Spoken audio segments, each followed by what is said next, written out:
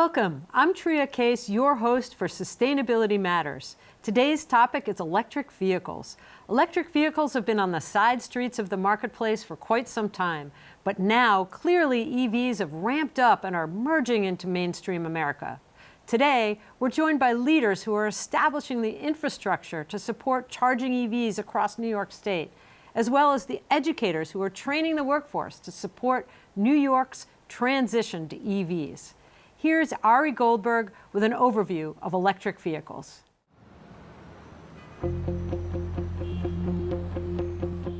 New York City has a fleet of electric taxis. Law enforcement agents drive around Washington in the latest electric cars.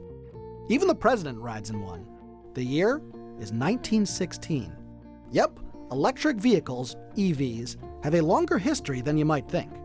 The first electric motor-powered vehicle can be traced back to 1820s Hungary. And in their heyday in the 1910s, more electric cars were sold than gasoline cars in the US, before Ford's Model T mass production assembly line and cheap Texas oil fields made gasoline cars the more cost-effective option for the next century. In 1912, there were 33,842 electric cars in the US. Now, with a green-focused comeback the last 15 years, there are over 3 million. And though that's only about 1% of the total cars on the road, those numbers are increasing around the world. In 2022, 1 out of 4 new cars sold in China, the largest auto market in the world, was electric, as were 4 out of 5 new cars in Norway, the worldwide per capita leader in EV adoption. Overall, global purchases of electric cars increased 60%, for the first time surpassing 10 million sales. Of course, electric cars powered by lithium-ion batteries aren't a cure for greenhouse emissions, but the benefits are significant. We've discussed lithium-ion batteries here before, but in a nutshell, lithium is a very lightweight metal that can pack a major electrical charge, big power in a small package. But the process of mining it and manufacturing batteries actually makes more emissions up front than building a gas car.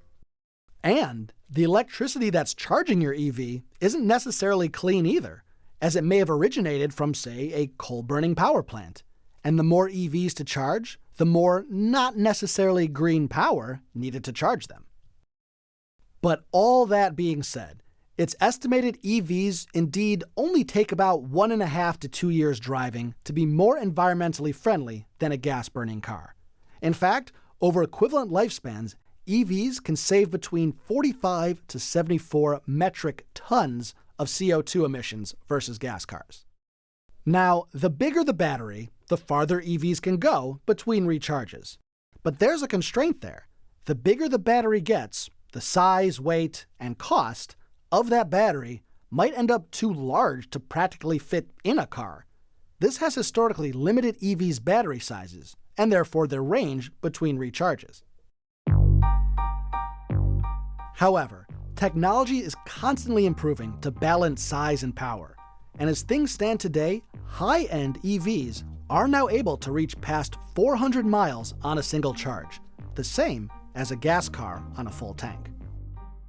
And that's all the more reason why the government is pushing wider adoption, like $7,500 tax credits for purchasing new EVs. Also, 2021's Infrastructure Act contained $7.5 billion towards adding charging stations across the country, 40% of that mandated to aid underserved communities. And with an eye towards competing with China, which produces around 3/4 of the world's lithium batteries, $7 billion going towards strengthening the U.S. lithium supply chain. The Biden administration's goal is for 50% of new car sales to be electric by 2030. New York's own goals are even more ambitious, mandating 100% of new car sales be EVs by 2035, with further consumer incentives for installing personal chargers at home, and investments in public charging stations like the Evolve New York program. EV adoption is increasing rapidly. In NYC itself, the Clean Fleet Plan has the city operating over 4,000 EVs, from police cars to street sweepers. It's estimated there are about 1,500 public charging stations in and around the city, almost tripling the 2019 total. And EV car ownership around the city has almost doubled since 2020, standing today at around 158,000 vehicles. And if you think 158,000's a lot on NYC's road to a sustainable future, that number is expected to multiply by 10 by 2030. For Sustainability Matters, I'm Ari Goldberg.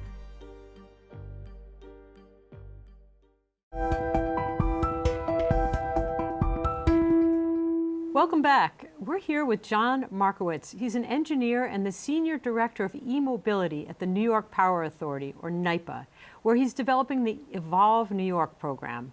This program will greatly expand the state's DC fast charging network and increase the electrification of the public sector fleets. Welcome to Sustainability Matters, John. Thanks, Tria. Thanks for having me. Yeah, so Evolve New York started in, 2018? Yep. And it's a pretty detailed program. Can you tell us a little bit about it and what the goals are? Sure. So back in 2018, we were briefing our board and talking about the climate goals that the state has and how transportation is a major part of the state's carbon signature and a really difficult part to decarbonize. And you really would need a network of DC fast chargers all through the state so that no matter what brand of EV it was, you could drive from like Long Island to Buffalo without a problem. And the private sector just wasn't doing that back in 2018.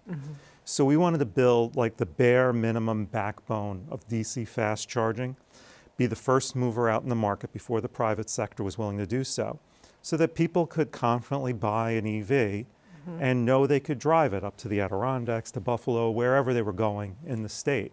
And it would be a realistic option for somebody to own and drive an EV. So our goal is to build out 400 DC fast chargers by 2025. We're currently at 37 sites and 144 chargers, and we're building and opening chargers at a regular pace now all over the state. So now those road trips, like Long Island to Buffalo, completely possible. There's plenty of places to stop along those interstates and fast charge an electric car. And at each of those sites, we wanted to build it to be future-proofed. So back in 2018, we were thinking, what do cars look like in 2023 in terms of charging speed? And how many do we think they're going to be on the road in 2023 so that the charging stations reflect that, right? So you pull over, there's 6 fast chargers in a row, right? And the chargers are at a sufficient speed where you could plug in, use the bathroom, get a sandwich or whatever, and your car is relatively full and you're ready to finish the journey after that. So, a 15, 20-minute stop is what we had envisioned, and that's the power levels of charging we installed. Was there a lot of infrastructure work you had to do to make that happen? There was a ton. It was regulatory work to get the utilities ready for this to come. Like when we started developing it, we would know, like, okay, we want to build one of these fast charging stations at exit 18, say. And maybe there's 2 or 3 suitable sites where, there'd be food and bathrooms and things with long operating hours that, a road tripper would want to use. But we don't know which one is going to sign our contract, right, to allow us to use their parking spaces. And we'd go to the utility and say, well, we want to build it somewhere here. And they'd say, well, fill out all the paperwork, for all 3 sites. And I go, well, we don't have a contract with all 3 sites. So we had to work with the utilities to get maps similar to like what was done for solar years ago. So we could just look at any section of roadway and say, all right, here you could put in a megawatt of fast charging, and here you can't. It'll take years to get that infrastructure in. So we had to do all that kind of work up front to be able to put in this kind of charging infrastructure. Do you drive an electric vehicle? I do. I drive a Hyundai Ioniq 5. Fabulous. I've road tripped it multiple times. 25,000 miles on it already, all up and down the East Coast. Nice. And every year you travel, it becomes easier because there's more of these fast chargers on the road. So the first few times you plan it out very meticulously. I'm going to stop exactly here, eat lunch, fast charge. Yeah. And now it's much simpler. You have multiple choices of where to fast charge, and it just gets better over time. There are a whole lot of fleets across our agencies, and you've been working with transit agencies to try to help them develop their sort of transition to EVs. Can you talk a little bit about what you've been doing and How's that going? Sure, yeah. We're working with 8 of the transit agencies in the state. There's about 7,000 buses in the transit agencies' fleets, the vast majority of them here in New York City, about 5,800 buses in New York City's fleet. They all have goals to be 100% electric on those transit buses. And you think this is really where the rubber meets the road, right? These are the vehicles that drive through like the most populated parts of our cities, right? So 100% electric by 2035 for the upstate and suburban fleets, by 2040 for New York City because it's such a huge fleet. And then really aggressive interim goals, right? So by 2025 to be 25% electric for those upstate fleets, and then 500 buses for New York City just in a few years, right? So very aggressive build out of charging in those bus depots, and a major amount of work for the transit agencies too, because with a diesel bus, it really didn't matter where that bus went to sleep, right? It could be anywhere in that bus depot.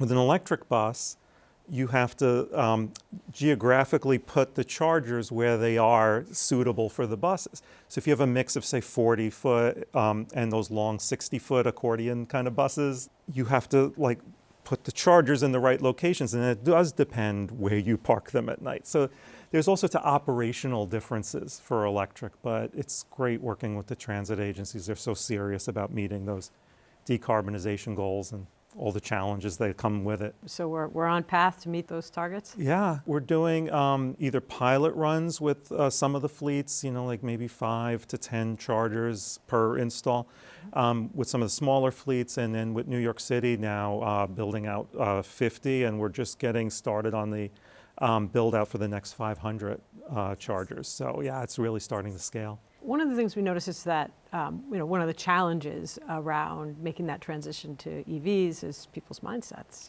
It's going to be hard. I'm not going to find the charging. Maybe I think it drives a little differently. Are you getting any feedback from the folks who are, for example, driving those buses? Yeah, well, it's interesting. In the fleet world, it's very different, right? It's like once the drivers get used to it, they love it, right? It's just easier on the driver, right? You don't have the vibrations, the sound, the smells, right, of diesel. So that's like one world. And then like they have to get used to it, right? It's their job.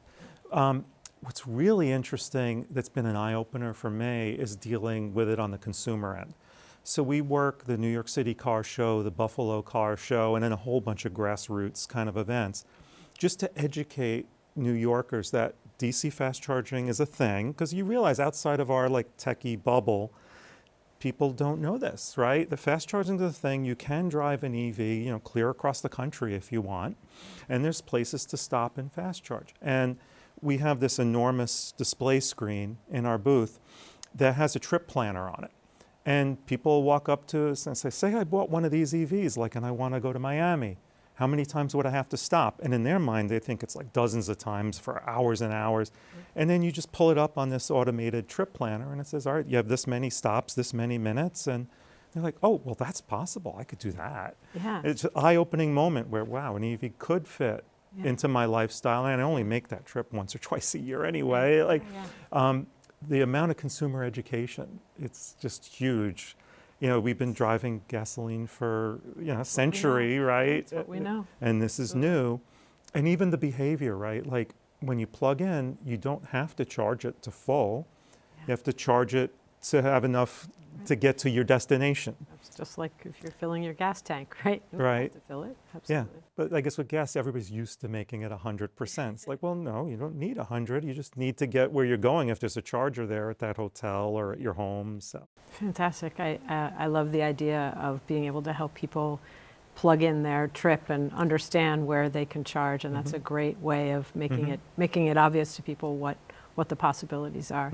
It's fantastic, John. The work you're doing is really exciting, and I think very soon we're going to see more and more EVs on the road. It's certainly becoming something that we all are thinking about as we think about the next vehicle we purchase. So thanks a lot for being here and for sharing your expertise. All right, thanks a lot.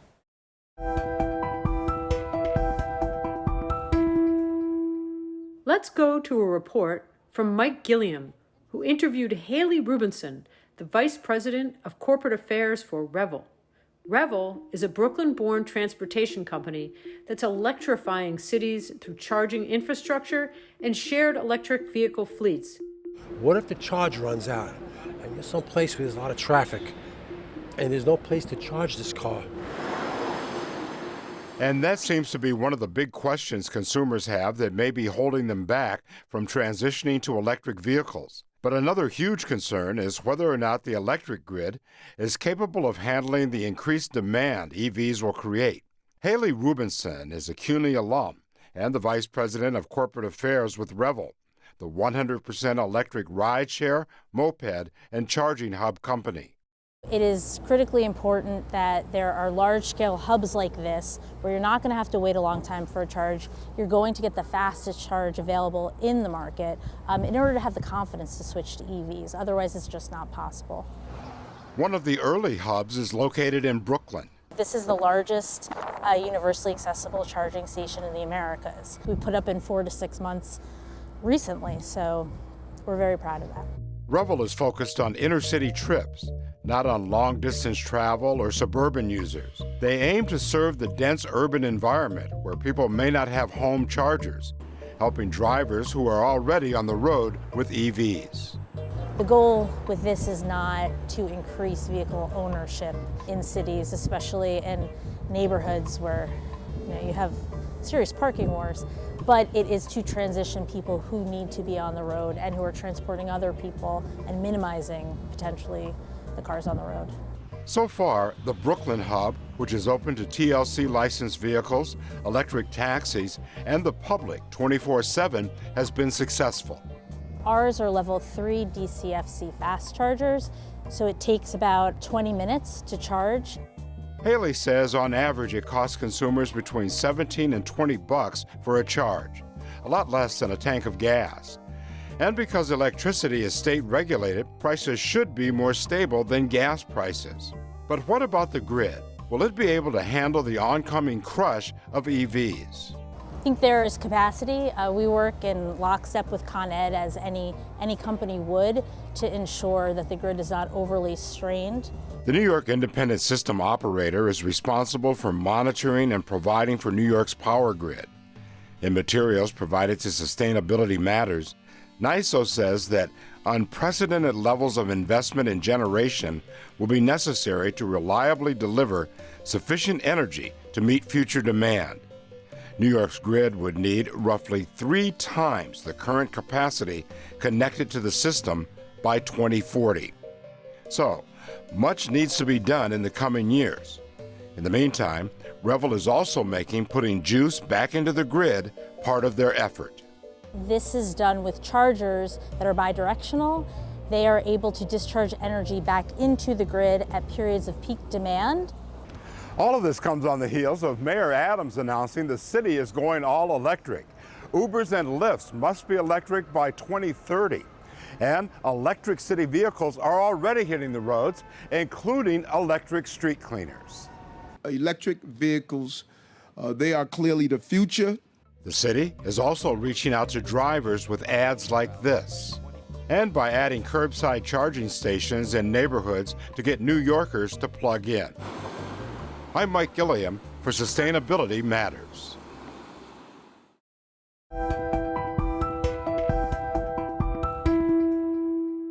Welcome back.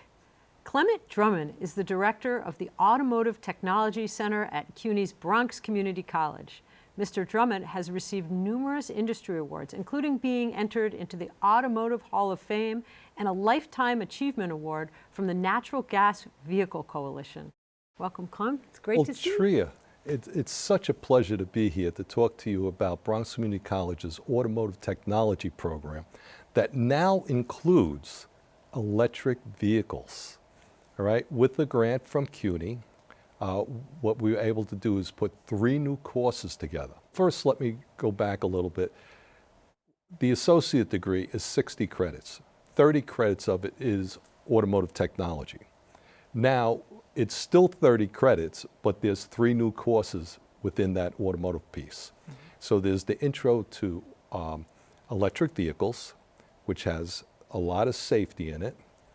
Autonomous vehicles, the cars that will eventually drive themselves down the road. And then what we have is a lab that's electric vehicle performance. It's a 6-hour lab, and students get to use all the equipment, all the safety equipment, learn the charging of the car.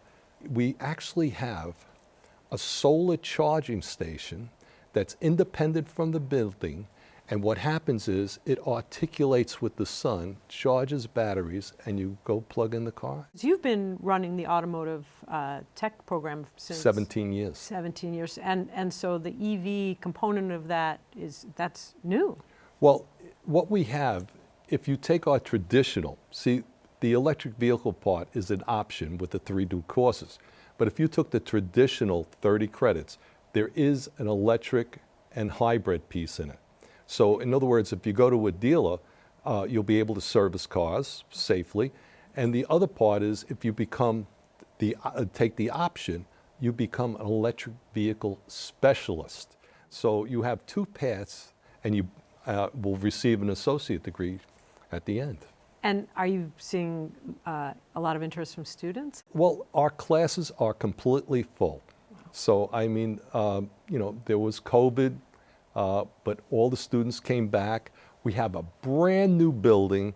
It's renovated. It has all the state-of-the-art equipment. I don't think there's any place on the East Coast that has more than us. The only program at CUNY. Yes. And how are you seeing the job market for those students? Well, dealerships, fleets, they look at Bronx Community College's automotive technology program as a pipeline for their new technicians. We get compliments all the time. We have people that work, students that went to BMW. BMW takes our top students all the time.